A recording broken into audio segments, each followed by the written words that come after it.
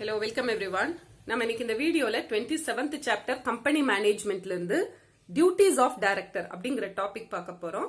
இப்போ டைரக்டரோட டியூட்டிஸ் பாத்தீங்கன்னா மூணு ஹெட்டிங்ஸ்ல கிளாசிஃபை பண்ணி கொடுத்திருக்காங்க. First one collective duties, second general duties and third one specific duties. இப்போ இது ஒவ்வொன்னோடையும் எக்ஸ்பிளனேஷன் பார்த்துருவோம். First one collective duties of directors. Collective duties அப்படின்னா போர்ட்ல இருக்கிற மற்ற டைரக்டர்ஸ் கூட சேர்ந்து கலெக்டிவா டைரக்டர்ஸ் எல்லாமே சேர்ந்து என்னென்ன டியூட்டிஸ் பெர்ஃபார்ம் பண்ணணும் அப்படிங்கிறது தான் கலெக்டிவ் டியூட்டிஸ் ஆஃப் டைரக்டர்ஸ். அதில் ஃபர்ஸ்ட் பாயிண்ட் பாருங்க, approval of annual accounts and authentication of annual accounts. Annual அக்கவுண்ட்ஸை வந்து அப்ரூவ் பண்ணணும்.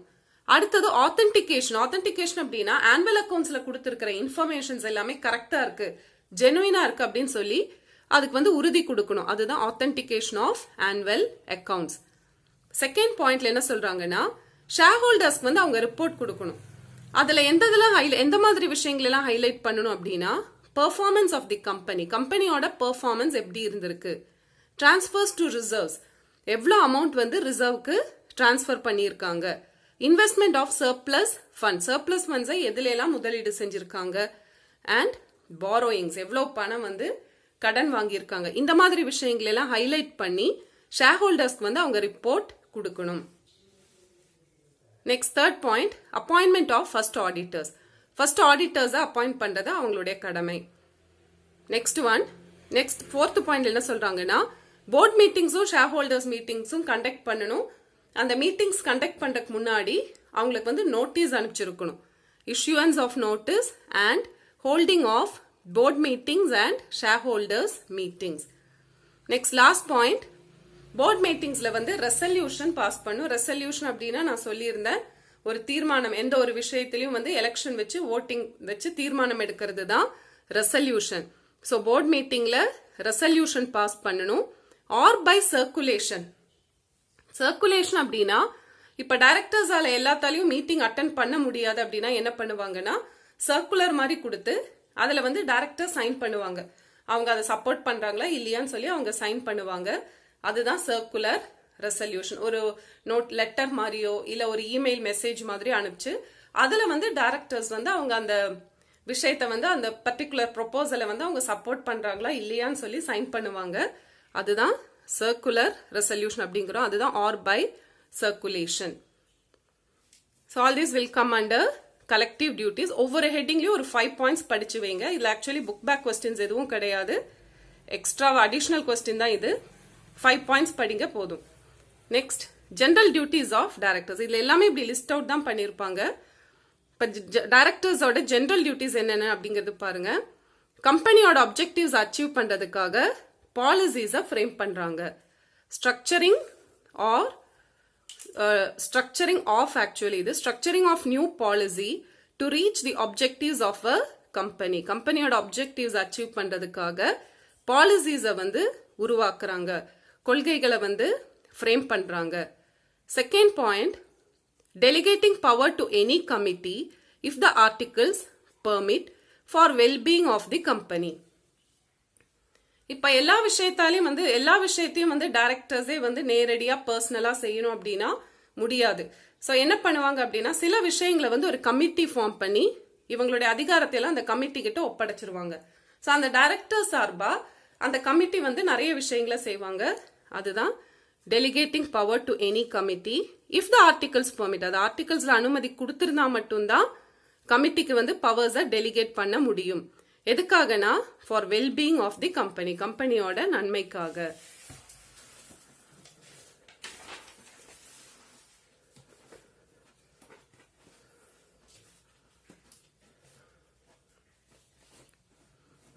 Next, issuing instructions to employees for implementation of policy to review company's progress. நம்ம first பாயிண்ட்ல பார்த்தோம், கம்பெனியோட ப்ரோக்ரஸ்க்காக, கம்பெனியோட அப்ஜெக்டிவ்ஸ் அச்சீவ் பண்றதுக்காக பாலிசிஸை ஃப்ரேம் பண்றாங்க.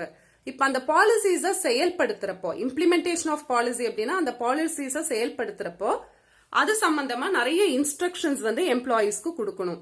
அதுதான் இஷ்யூயிங் இன்ஸ்ட்ரக்ஷன்ஸ் டு எம்ப்ளாயீஸ். அடுத்த பாயிண்ட் வந்து அவங்க வந்து யாரையெல்லாம் அப்பாயிண்ட் பண்ணும் அப்படின்னா, managing director, manager, secretary and other employees இவங்களெல்லாம் வந்து அப்பாயிண்ட் பண்றது அவங்களுடைய டியூட்டி.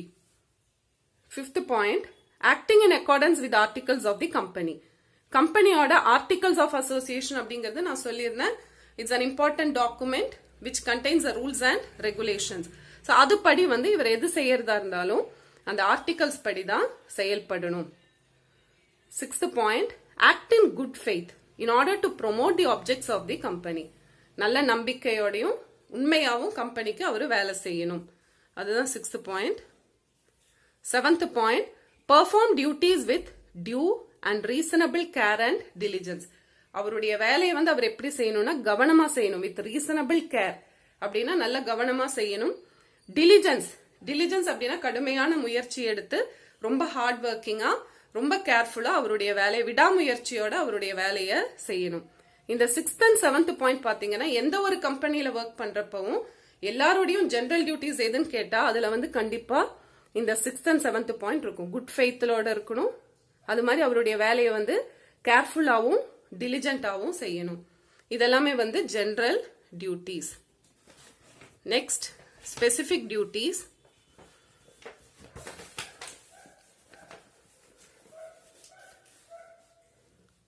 ஸ்பெசிபிக் டியூட்டிஸ் பாருங்க. ஃபர்ஸ்ட் பாயிண்ட், ஸ்பெசிபிக் டியூட்டிஸ் நிறைய இருக்கு. ஒரு 6 to 7 பாயிண்ட்ஸ் படிங்க போதும். ஈஸியான பாயிண்ட்ஸ் நிறைய இருக்கு, அந்த மாதிரி செலக்ட் பண்ணி படிங்க. First point, duty to disclose is name, address and occupation. அவருடைய பேரு, அட்ரஸ், அவர் என்ன செய்யறாரு, இந்த மாதிரி விஷயங்கள் எல்லாம் அவர் வந்து வெளிப்படுத்தணும். டிஸ்க்ளோசிங் அப்படின்னா அதை வெளியே ஓப்பனா சொல்றது. Duty to disclose is shareholding and interest in contracts of the company. அவர் அந்த கம்பெனியில எவ்வளவு ஷேர்ஸ் வாங்கி இருக்காரு, அது மாதிரி கம்பெனிக்கு ஏதாவது கான்ட்ராக்ட்ஸ் எல்லாம் வரப்போ அந்த கான்ட்ராக்ட் வந்து அவருடைய ஃப்ரெண்ட்ஸ் இல்ல ரிலேட்டிவ்ஸ் அந்த மாதிரி யாராவது கொண்டு வர கான்ட்ராக்டா இருந்ததுன்னா அதை வந்து ஃபர்ஸ்டே சொல்லிடணும். அந்த கான்ட்ராக்ட்ல அவருக்கு ஒரு பர்சனல் இன்ட்ரெஸ்ட் இருக்கு அப்படின்னா அது முன்னாடியே வெளிப்படுத்திடணும். டிஸ்க்ளோசிங்னா வெளிப்படுத்தணும். So duty to disclose is shareholding and interest in contracts of the company. 3rd பாயிண்ட்ல என்ன சொல்றாங்கன்னா, இப்போ நிறைய கம்பெனிஸ்ல வந்து ஆர்டிகல்ஸ்ல வந்து டைரக்டரா வரவங்க இவ்வளவு ஷேர்ஸ் ஆகுது மினிமம் வாங்கி இருக்கணும் அப்படின்னு சொல்லி ஒரு ரூல் வச்சிருப்பாங்க.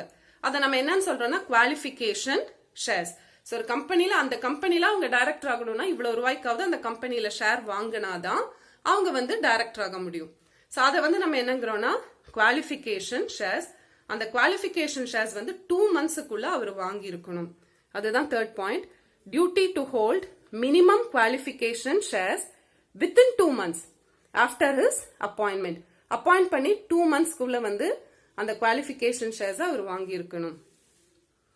Next, duty to issue prospectus and fix the minimum subscription. Prospectus அப்படின்னா இது வந்து ஒரு லீகல் டாக்குமெண்ட் அப்படின்னு சொல்லலாம். அதாவது இப்போ ஒரு கம்பெனி வந்து ஃபர்ஸ்ட் டைம் ஷேர்ஸ் இஷ்யூ பண்றப்ப அந்த கம்பெனியை பத்தி பப்ளிக்கு ஒண்ணுமே தெரியாது.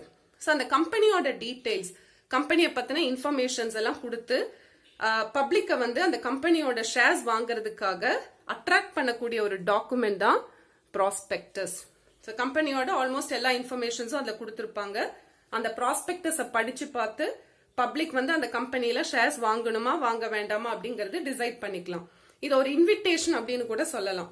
ஏன்னா பப்ளிக்கு வந்து கம்பெனியை பத்தின இன்ஃபர்மேஷன்ஸ் கொடுத்து அந்த கம்பெனியில ஷேர்ஸ் வாங்க சொல்லி இன்வைட் பண்ணுவாங்க. ஆக்சுவலி வந்து அந்த ப்ராஸ்பெக்டஸ் வந்து பப்ளிக் அட்ராக்ட் பண்ணும் அப்படிங்கறதுக்காக கொஞ்சம் அட்ராக்டிவா தான் டிசைன் பண்ணிருப்பாங்க. So duty to issue prospectus and fix the minimum subscription. Minimum subscription அப்படின்னா இப்போ ஷேர்ஸ் இஷ்யூ பண்றப்போ இங்க பாருங்க, minimum subscription, minimum amount of shares issue which has to be subscribed. So நம்ம இஷ்யூ பண்ண ஷேர்ஸ்ல மினிமம் இவ்வளவாவது ஷேர்ஸ், மினிமம் இவ்வளவு அமௌண்ட்டுக்காவது ஷேர்ஸ் வந்து பப்ளிக் சப்ஸ்கிரைப் பண்ணி இருக்கணும். பப்ளிக் வந்து மினிமம் இத்தனை ஷேர்ஸுக்காவது அப்ளை பண்ணி இருக்கணும். அதுதான் என்னங்கிறோம்னா மினிமம் சப்ஸ்கிரிப்ஷன். இது ரொம்ப ரொம்ப இம்பார்ட்டன்ட். ஏன்னா மினிமம் சப்ஸ்கிரிப்ஷன் வரல அப்படின்னா கம்பெனியால மேற்கொண்டு எதுவும் செய்ய முடியாது. அலாட்மெண்ட் எதுவுமே பண்ணக்கூடாது, எல்லாமே வைண்ட் அப் பண்ணிடணும். So minimum subscription is very very important. Minimum subscription வந்தாதான் ஷேர்ஸை வந்து ஷேர் ஹோல்டர்ஸ்க்கு அலாட் பண்ண முடியும். So minimum amount of the share issue which has to be subscribed by the public. இது எவ்வளவு அமௌண்ட் இப்ப பிரசன்ட்லி கம்பெனிஸ் ஆக்ட் 2013 அது எவ்வளவு செட் பண்ணிருக்காங்கன்னா recently 90% of the issued amount எவ்வளவு ஷேர்ஸ் இஷ்யூ பண்றோமோ அதுல 90%க்காவது 90% ஷேர்ஸையாவது வாங்குறதுக்கு பப்ளிக் வந்து அப்ளை பண்ணி இருக்கணும். அதுதான் minimum subscription. So fourth point, duty to issue prospectus and fix the minimum subscription. Fifth point, இப்ப நான் சொல்லியிருந்தேன் ப்ராஸ்பெக்டஸ்ங்கிறது ஒரு டாக்குமெண்ட் பப்ளிக்கு வந்து அந்த கம்பெனியை பத்தின இன்ஃபர்மேஷன்ஸ் எல்லாம் கொடுக்கறாங்க, கம்பெனியோட ஷேர்ஸை வாங்குறதுக்கு இன்வைட் பண்றாங்க. ஸோ நார்மலி அது வந்து அட்ராக்டிவா இருக்கணுங்கிறதுக்காக பப்ளிக் அட்ராக்ட் பண்ணும் அப்படிங்கறதுக்காக அதுல வந்து எந்த விதமான ஒரு ஃபால்ஸ் ஆர் மிஸ்லீடிங் ஸ்டேட்மெண்ட்ஸ் கொடுக்க கூடாது, தப்பான தகவல்கள் கொடுக்க கூடாது. அதுதான் fifth point. Duty to take care that prospectus should not contain any false or misleading statement. தப்பான தகவல்கள் ஸ்டேட்மெண்ட்ஸ் அதுல இருக்கக்கூடாது. Sixth point, duty to confirm the required disclosure in the prospectus as required by the act. prospectusல என்னென்ன விஷயங்களை வெளிப்படுத்தணும், எந்தெந்த விஷயங்களை அதுல கரெக்டா சொல்லி இருக்கணுமோ கம்பெனிஸ் ஆக்ட் படி அந்த அத்தனை விஷயங்களையும் ப்ராஸ்பெக்டஸ்ல டிஸ்க்ளோஸ் பண்ணி இருக்கணும், எதையும் ஹைட் பண்ண கூடாது. Seventh point, duty to sign in the prospectus before submitting it to the registrar of companies. ப்ராஸ்பெக்டஸோட ஒரு காப்பி வந்து பப்ளிக்கு இஷ்யூ பண்றதுக்கு முன்னாடி ப்ராஸ்பெக்டஸோட ஒரு காப்பி வந்து ரெஜிஸ்ட்ரார் கிட்ட சப்மிட் பண்ணி இருக்கணும். அது வந்து டைரக்டர் சைன் பண்ணி ரெஜிஸ்ட்ரார் கிட்ட சப்மிட் பண்ணி இருக்கணும். அது அவங்களுடைய டியூட்டி. எய்த் பாயிண்ட், இப்ப ஷேர்ஸுக்காக பப்ளிக் வந்து அப்ளை பண்றப்போ அந்த அப்ளிகேஷன் மணியை வந்து ஷெட்யூல்டு பேங்க்ல டெபாசிட் பண்ணி இருக்கணும். அது கம்பெனிஸ் ஆக்ட்ல எப்படி யூஸ் பண்ணலாம்னு சொல்றாங்களோ அதுபடிதான் அந்த ஷேர் அப்ளிகேஷன் மணியை வந்து யூட்டிலைஸ் பண்ணணும். Duty to deposit application money in a scheduled bank. Application மணியை ஷெட்யூல்டு பேங்க்ல டெபாசிட் பண்ணணும். அதை எப்படி உபயோகிக்கணும் அப்படின்னா utilisation in accordance with the specification given in the act. Companies ஆக்ட்ல கொடுத்திருக்கிற விதிமுறைப்படி தான் அந்த அப்ளிகேஷன் மணியை உபயோகப்படுத்தணும்.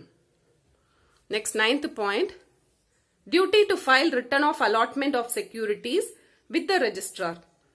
ஷேர்ஸ் வந்து அலாட் பண்ணி முடிச்சுட்டாங்க, அதாவது ஷேர் ஹோல்டர்ஸ்க்கு வந்து ஷேர்ஸை இஷ்யூ பண்ணி முடிச்சுட்டாங்க அப்படிங்க கொடுத்துட்டாங்க அப்படின்னா அந்த டீடைல்ஸ் அலாட்மெண்ட் டீடைல்ஸை வச்சு ஒரு ரிட்டர்ன் ஃபைல் பண்ணணும்.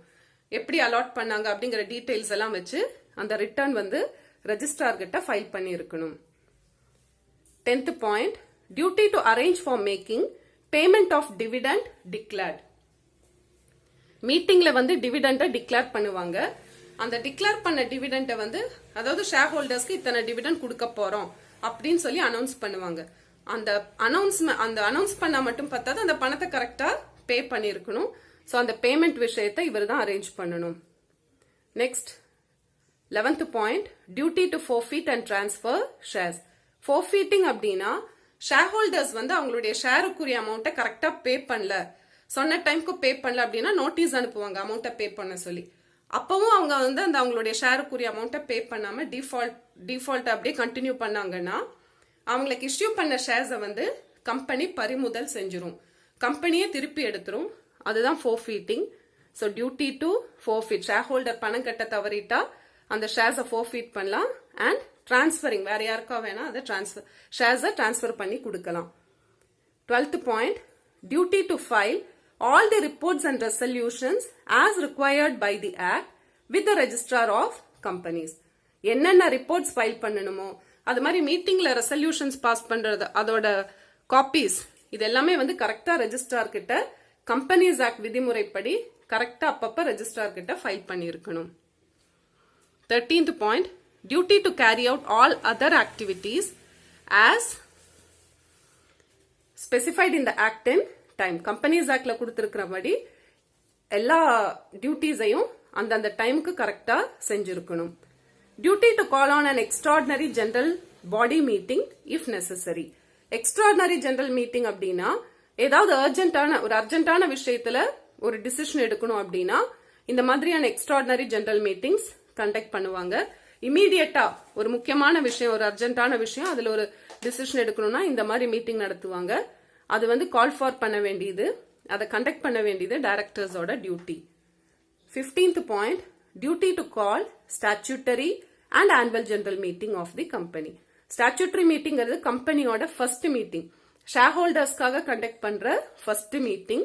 ஆனுவல் ஜெனரல் மீட்டிங் அப்படிங்கிறது வருஷத்துக்கு ஒருக்க, அதாவது வருஷத்துக்கு ஒருக்கனா 12 மந்த்ஸுக்கு ஒருக்கல, ஒன்ஸ் இன் 15 மந்த்ஸ் கண்டக்ட் பண்ற மீட்டிங் ஆனுவல் ஜெனரல் மீட்டிங்.